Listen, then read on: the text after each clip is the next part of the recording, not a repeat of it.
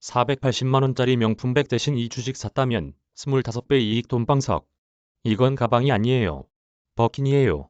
미국 드라마 섹스 앤 더 시티에서 주인공 사만다는 버킨백을 사러 에르메스를 찾는다. 그런 사만다에게 직원은 가방이 아닌 서류를 내민다. 이름이나 적고 가라고 내민 명단이다. 직원은 대기자만 5년치 밀려있다고 했다. 가방 하나에 열하며 놀라는 사만다에게 직원은 한마디 한다. 이건 버킨이에요. 에르메스가 명품 시장에서 가진 지위와 상징을 보여주는 장면이다. 지금 버킨백이 가격은 1만 달러에 달한다. 사만다가 그때 버킨백을 샀다면 가치가 2배는 오른 셈이다. 하지만 사만다가 버킨백이 아니라 에르메스 주식을 샀다면 더 좋았을 것이다. 에르메스 주식의 가치는 그로부터 25배 넘게 올랐으니 말이다. 에르메스의 주가는 독보적 지위를 배경 삼았고 공행진 중이다. 10년간 꺾인 적 없는 실적. 프랑스 주식시장에서 에르메스 주가는 올 들어서만 35%가량 올랐다. 코로나19 이후 저점부터 따지면 약 108% 뛰었다. 에르메스의 10년 상승률은 383%이고 20년 상승률은 무려 2645%다. 프랑스 대표 지수인 CAC40의 지난 20년 상승률이 80%에 그쳤음을 감안하면 눈부신 상승세다. 에르메스의 주가를 뒷받침하는 건 실적 성장이다. 에르메스는 코로나19를 겪었던 지난해를 제외하면 연간 기준으로 최근 10년 동안 실적이 단 한 번도 꺾인 적이 없다. 2010년 매출은 24억 유로였는데 2019년까지 68억 8,300만 유로로 3배 가까이 커졌다. 지난해엔 매출이 일시적으로 꺾여 63억 8,900만 유로를 기록했지만 올해는 다시 사상 최대 실적을 기록할 전망이다. 올해 상반기 동안 벌어들인 매출만 42억 3,500만 유로로 2019년 상반기 대비 29% 증가했다. 매출의 대부분을 차지하는 건 역시 가방이다. 올 상반기 캘리백, 버킨백 등 가죽 제품에서 나온 매출은 19억 9,900만 유로로 전체의 47.2%를 차지한다. 에르메스 매출 성장의 또 다른 원동력은 스카프 등 소품이다.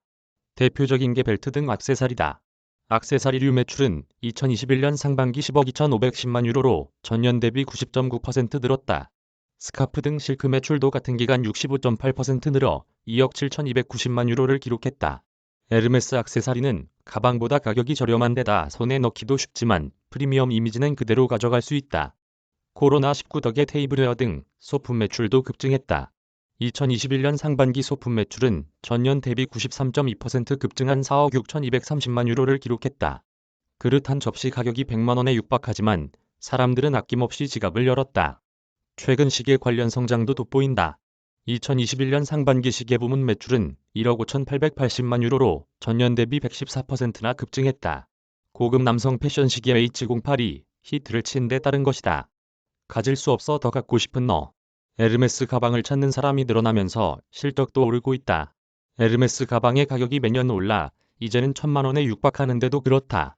에르메스는 마케팅에 쏟는 비용이 매출의 5%에 불과할 정도로 인색한 업체로 유명하다. 그렇다면 에르메스 가방은 왜 이리 인기일까? 없어서 못 사는 가방이라서다. 에르메스는 장인이 한 땀 한 땀 바느질해 소량의 가방을 만든다. 대량 생산 체계를 구축해 가방을 만들어내는 루이비통 등과 다르다.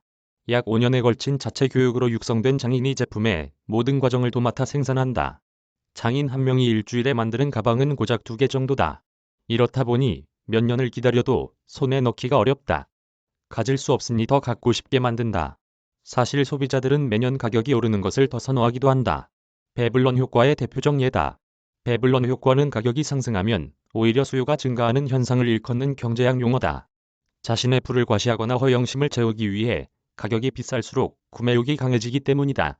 섹스 앤 더 시티의 사만다 역시 버킨백은 내 취향에 맞지 않지만 가방이 가지는 의미가 있지 않느냐며 버킨백을 가지면 난 성공한 여자가 될 수 있다고 말했었다. 실제 루이비통 등 브랜드를 영위하는 루이비통모의 헤네시는 2010에서 2019년 동안 매출이 164% 증가했는데 가격이 더 비싼 가방을 파는 에르메스의 매출은 같은 기간 187% 증가했다. 중성장에 쑥쑥 크는 명품 시장. 전 세계 명품 시장은 매년 커지고 있다. 시장조사업체 기아에 따르면 2020년 전 세계 명품 시장은 2,248억 달러 규모로 추산되는데 2026년이면 2,969억 달러 규모까지 성장할 것으로 전망되고 있다. 그 중에서도 중국의 성장이 돋보인다. 컨설팅 업체 베인 앤 컴퍼니에 따르면 지난해 전 세계 명품 시장에서 중국이 차지하는 비중은 20%였다. 2019년 11%에서 2배가량 커진 것이다. 코로나19로 인해 다른 국가 소비자들이 지갑을 닫는 와중에도 중국 소비자들은 아낌없이 명품을 산 영향이다. 2025년에는 전 세계 명품 시장에서 중국이 차지하는 비중이 가장 커질 것으로 예상되고 있다. 현재는 미국, 유럽에 이어 중국이 3위다. 중국의 부유층이 그만큼 빨리 늘어나고 있어서다. 컨설팅 업체 맥킨지에 따르면 2010년 중국의 중산층 비중은 전체의 6.6%에 불과했는데 2018년엔 45.7%까지 늘어났다.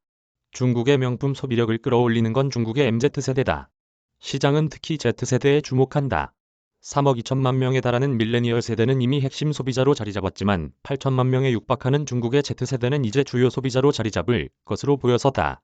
베인 앤 컴퍼니는 현재 중국의 Z세대가 온라인 쇼핑 몰티몰 명품 매출에서 차지하는 비중은 5% 미만으로 작지만 소비 금액은 연간 100% 이상 증가 중이라고 분석했다.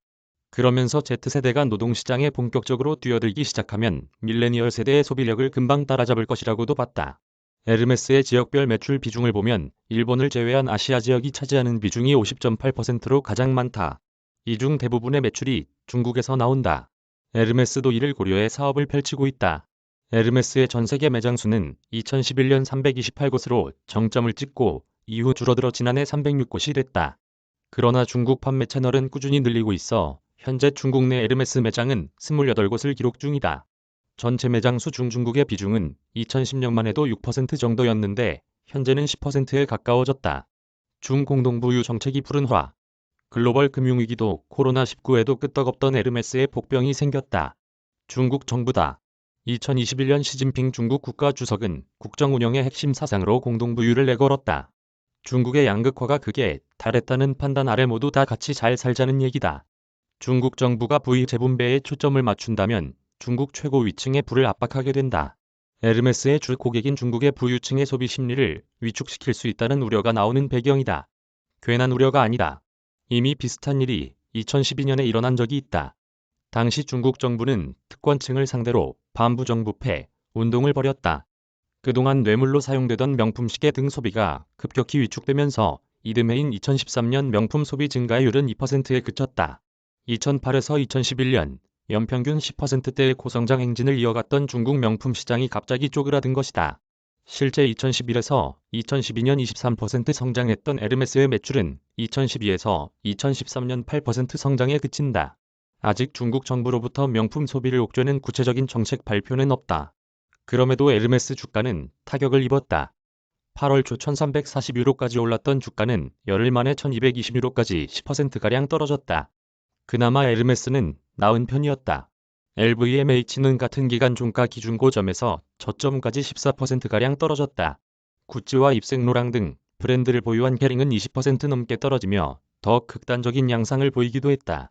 존 곡스 케플러 세브로의 유럽 소비재 부문장은 중국 부유층에 대한 세금 인상으로 중국 내 명품 판매가 10에서 25% 감소할 수 있다고 예상했다. 향후 1에서 2년은 명품주의 주가를 누릴 수 있다는 것이다. 다만 시장의 반응이 지나치다고 보는 전문가가 더 많다. 스위스 투자은행 UBS는 중국 정부의 정책이 온건하고 점진적일 것이라며 명품 시장에 미치는 영향은 제한적일 전망이라고 내다봤다. 그러면서 중국 정책 우려로 인한 명품주의 주가 하락은 명품주를 싸게 살 절호의 기회가 될 것이라고도 덧붙였다. 공동부유 정책이 명품주에 오히려 좋다는 의견도 있다. 아네타 와이님코 피델리티 자산운용 포트폴리오 매니저는 최근 중국 정부의 움직임을 예측하기 어렵기 때문에 상황을 주의 깊게 살펴보고 있다면서도 정부의 정책 방향이 중산층 성장을 뒷받침하는 것으로 보이기 때문에 중국의 명품 시장 위축을 걱정하진 않는다고 밝혔다.